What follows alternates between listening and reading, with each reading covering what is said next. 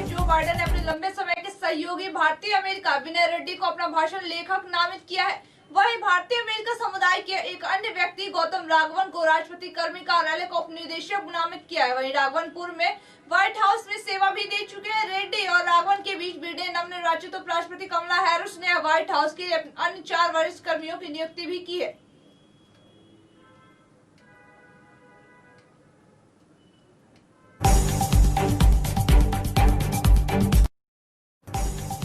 संविधान में एक ऐसा संशोधन किया गया है जिसके तहत रूसी राष्ट्रपति व्लादिमीर पुतिन और उनके परिवार के ऊपर पद से हटाने के बाद भी आपराधिक मुकदमा नहीं दर्ज हो पाएगा। रूस के सभी राजनीतिक ने इस विधेयक का समर्थन भी किया। वहीं मीडिया रिपोर्ट्स के मुताबिक यह बिल दोनों सदनों में आसानी से पास हो गया क्योंकि पुतिन समर्थकों का रूस के दोनों सदनों में समर्थन हासिल है।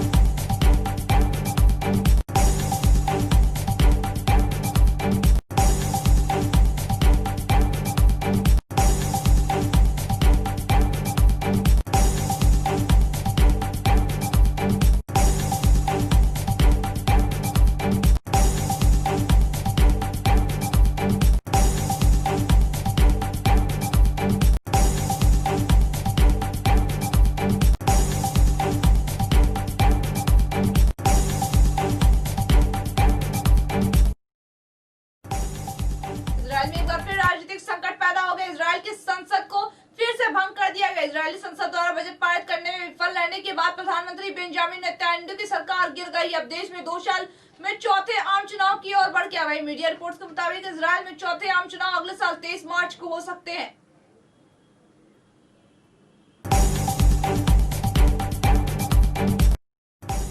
कोरोना के खतरे को देखते हुए भारत के पड़ोसी देश भूटान ने देश भर में दूसरे चरण में लॉकडाउन की घोषणा कर दी। इस लॉकडाउन के तहत 23 दिसंबर से 7 दिनों तक पूरे देश में कई तरह के प्रतिबंध लगाए गए हैं। वहीं इससे पहले भूटान सरकार ने मध्य अगस्त महीने में कोरोना वायरस के खतरे को देखते देशव्यापी लॉकडाउन की घोषणा भी की थी।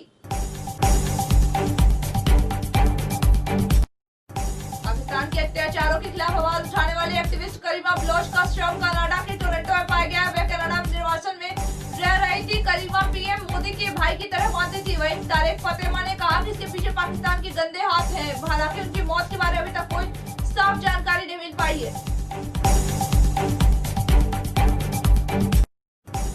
कोरोना वायरस के दैनिक मामलों में कमी और बढ़ोतरी का सिलसिला जारी है। पिछले 24 घंटे में 23,950 नए मामले सामने दर्ज किए गए हैं। वहीं देश के संक्रमण मुक्त मरीजों की संख्या 96 लाख से अधिक हो गई। वहीं सक्रिय मामलों में घटकर 3 लाख से कम हो गई। केंद्रीय स्वास्थ्य मंत्रालय के आंकड़ों के अनुसार पिछले 24 घंटों में 23,950 नए संक्रमित मामले दर्ज किए गए।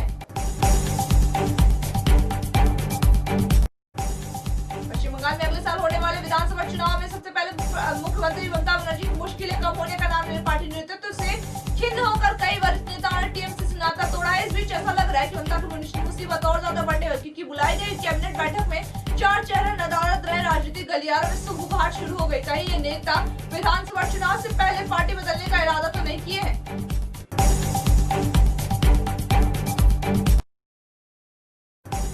किसान दिवस के मौके पर देश के रक्षा मंत्री राजनाथ सिंह ने सभी किसानों का अभिनंदन किया। वहीं साथ ही कहा कि सरकार किसानों से बात करें, वो जल्द ही अपने आंदोलन को वापस लेंगे। राजनाथ सिंह ने कहा किसान दिवस की बधाई देते हुए कहा कि पूर्व प्रधानमंत्री एवं देश के सबसे सम्मानित किसान नेताओं में अग्रणी चौधरी चरण सिंह जी को उनके जयंती के अवसर पर मैं स्मरण एवं नमन करता हूँ। चौधरी साहब आजीवन किसानों की समस्या को आवाज देते रहे।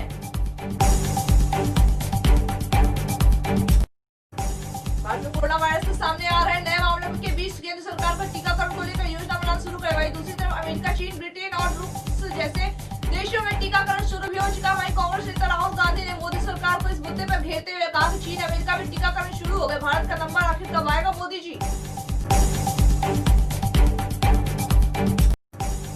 ब्रिटेन में कोरोना वायरस का नया प्रकार सामने आने के बाद एहतियात के तौर पर महाराष्ट्र सरकार ने यूरोप और पश्चिमी एशिया और दक्षिण अफ्रीका से आने वाले यात्रियों के लिए मानव संचालन प्रक्रिया जारी की। वही सरकार द्वारा परिपत्र के अनुसार हवाई अड्डे के सभी अधिकारियों और कर्मचारियों को बताया गया है कि उक्त जगहों से आने वाले प्रत्येक एक व्यक्ति को कोरोना वायरस के नए प्रकार की करियर के रूप में देखा जाए और उन्हें उसी हिसाब से निपटा जाए।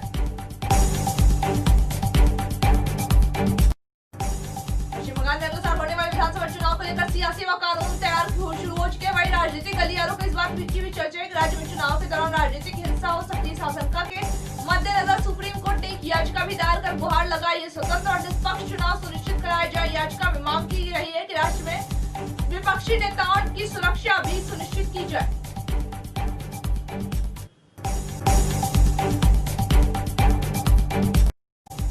पश्चिम बंगाल की राजनीति में हाई वोल्टेज ड्रामा चल रहा है। उसके साथ ही भारतीय जनता पार्टी के सांसद सौमित्र खान और उनकी पत्नी तृणमूल नेता सुजाता मंडल के बीच का पारिवारिक विवाद भी सार्वजनिक हो गया। सुजाता मंडल ने बीजेपी छोड़कर टीएमसी ज्वाइन कर ली। इसके बाद सौमित्र खान ने सार्वजनिक तौर पर सुजाता मंडल को तलाक देने की घोषणा कर ली। उन्होंने अपनी पत्नी को तलाक का नोटिस भी जारी कर दिया। इस पर सुजाता मंडल बीजेपी पर हमला भी कर रही है।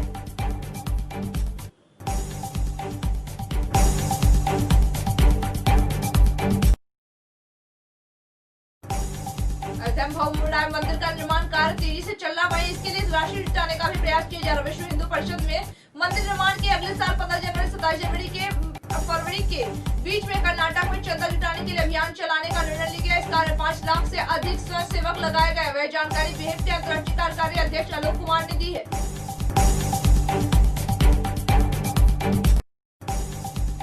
सामाजिक कार्यकर्ता साकेत गोखले ने आरटीआई के जवाब के हवाले बताया कि दिल्ली की आरएसजीआई ने दिवाली अपने लक्ष्मी पूजन के कार्यक्रम और इसके लाइव टेलीकास्ट पर 6 करोड़ रुपए खर्च कर दी। वही जानकारी पर आप और दिल्ली सरकार की ओर से कोई अभी तक प्रतिक्रिया नहीं आई है।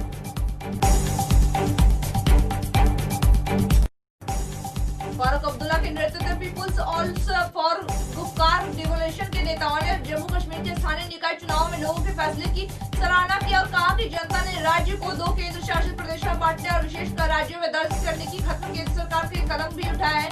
वो अपनी राय भी दी। हालांकि मतों की गणना अभी भी जारी है, लेकिन ताजा रुझानों में जम्मू कश्मीर के विशेष दर्जों में को बहाल करने के लिए बने 7 सालों के गठबंधन को फायदा होता दिख रहा है।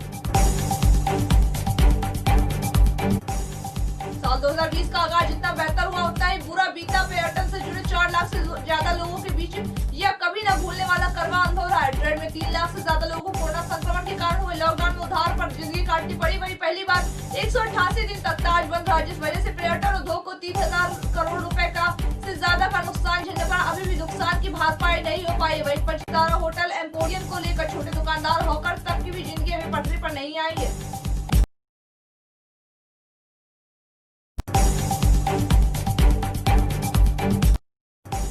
प्रधानमंत्री नरेंद्र मोदी आगामी 25 दिसंबर को वर्चुअल मीटिंग के जरिए जिले के किसानों से रूबरू होंगे। इस संबंध में जिले के सभी ब्लॉक पर पीएम की मीटिंग से जुड़े व्यवस्थाएं की जा रही है। वही मीटिंग के दौरान प्रधानमंत्री पीएम किसान सम्मान निधि के लाभार्थियों को अगली सम्मान निधि की अगली किस्त भी जारी कर दी जाएगी। वही पीएम इस दौरान किसान सम्मान निधि का लाभ प्राप्त कर रहे जिले के करीब 2,15,000 किसानों को सम्मान निधि की अगली किस्त भी जारी करेंगे।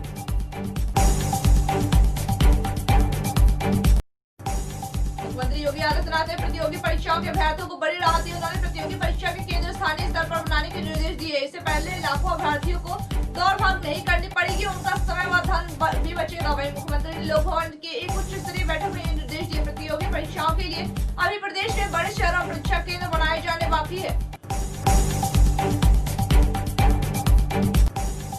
अयोध्या में श्री राम मंदिर के निर्माण के विश्व हिंदू परिषद के कार्यकर्ता कांग्रेस नेता राहुल गांधी के घर भी जाएंगे। श्री राम जन्मभूमि तीर्थ क्षेत्र के महासचिव एवं परिषद के केंद्रीय उपाध्यक्ष चंपत राय ने कहा कि धन संग्रह अभियान में हम किसी तरह का विभाजन नहीं करने जा रहे हैं। कार्यकर्ता हर हिंदू परिवार के घर जाएगा। अब यह राहुल गांधी को तय करना है कि वह सहयोग करेंगे या नहीं।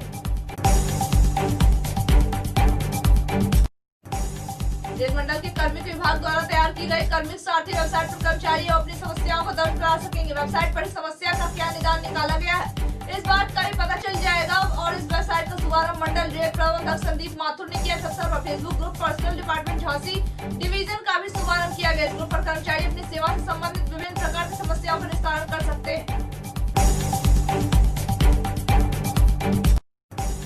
सूचना प्रौद्योगिकी क्षेत्र की प्रमुख कंपनी विप्रो ने कहा कि उनकी 9500 करोड़ रुपए की शेयर बाइक नई पेशकश 29 दिसंबर से शुरू होगी। वहीं 11 जनवरी 2021 को बंद हो जाए। कंपनी ने कहा कि उसके शेयर धारकों ने पिछले माह 400 रुपए प्रति शेयर के दाम पर कंपनी को 23.75 करोड़ शेयर वापस खरीदने की योजना को मंजूरी दी थी। वहीं इस खरीद पर कुल मिलाकर 9500 करोड़ रुपए खर्च होंगे।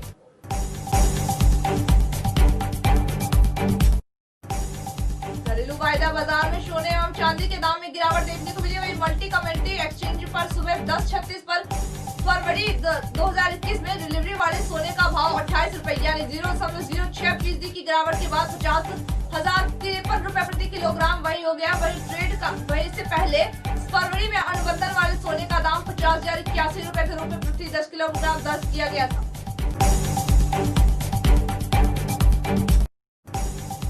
सीआईआई और फिक्की समेत उद्योग संगठनों के प्रतिनिधि श्रम मंत्रालय के शीर्ष अधिकारियों के साथ होने वाली बैठक में वेतन की नई परिभाषा लागू करने की फिलहाल पर रोक की मांग की गई। वही परिभाषा के लागू होने की जहां एक तरफ भविष्य निधि से जैसे सामाजिक सुरक्षा का लाभ बढ़ेगा, वहीं दूसरी तरफ कर्मचारियों के हाथ से तनख्वाह भी कम आएगी।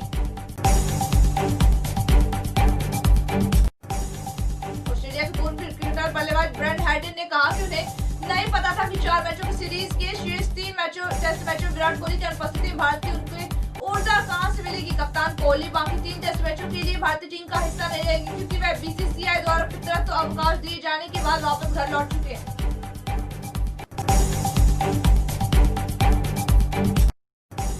26 दिसंबर से भारत और ऑस्ट्रेलिया के बीच 4 मैचों की टेस्ट सीरीज का दूसरा मुकाबला खेला जाना, लेकिन इससे पहले कंगारू टीम को एक बड़ा झटका लगा। ऑस्ट्रेलिया टीम के 2 दिग्गज खिलाड़ी दूसरे टेस्ट मैच में भी बाहर है। वहीं इन्हें सलामी बल्लेबाज डेविड वार्नर का भी नाम शामिल है। डेविड वार्नर और सीन एक्वार्ट ने भारत के खिलाफ दूसरे टेस्ट में बाहर कर दिया गया है। अहमदाबाद के सरदार पटेल स्टेडियम में होने वाली भारतीय क्रिकेट कंट्रोल बोर्ड की वार्षिक आम सभा से एक दिन पहले इस बीसीसीआई अध्यक्ष सौरभ गांगुली और सचिव जैसा आमने सामने होंगे। ऐसा इसलिए क्योंकि बीसीसीआई सदस्यों के बीच में एक क्रिकेट मुकाबला खेला जाएगा। इस मुकाबले में गांगुली और शाह अपनी अपनी टीमों की कप्तानी करेंगे। इस नए नवेले स्टेडियम का पहला मुकाबला होगा।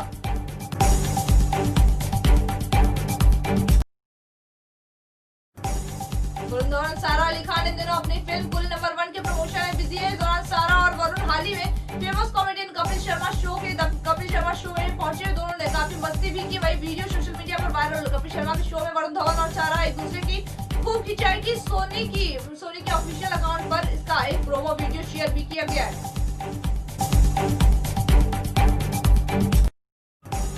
बॉलीवुड के सबसे क्यूट कपल में से एक आलिया भट्ट और रणबीर कपूर की शादी को लेकर अफवाहें पिछले काफी वक्त से चली। साथ ही उनके फैंस उनकी शादी को लेकर काफी उत्साहित हुए। साल 2020 के शुरुआत में खबरें आ रही थी कि रणबीर और आलिया इस साल शादी कर सकते, लेकिन कोरोना महामारी की वजह से शादी कैंसिल करके अगले साल यानी 2021 में करने का फैसला ले। लेकिन यह खुद आलिया ने अपनी शादी के अटकलों पर विराम लगा दिया है।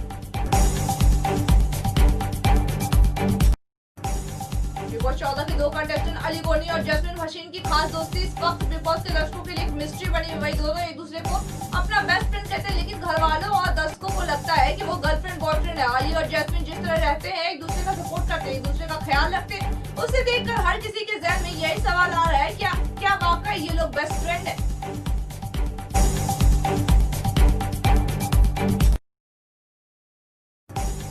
महाराष्ट्र सरकार ने मुंबई में कोविड-19 के प्रकोप को देखते हुए नाइट कर्फ्यू लगा दिया, जिसका उल्लंघन करने पर पुलिस ने एक नाइट क्लब पर छापा मार 34 लोगों को गिरफ्तार भी किया। इनमें ऋतिक रोशन के पूर्व पत्नी सुजैन खान और सिंगर गुरु धावा भी शामिल है। इसके बाद इन्हें जमानत पर रिहा भी कर दिया गया है।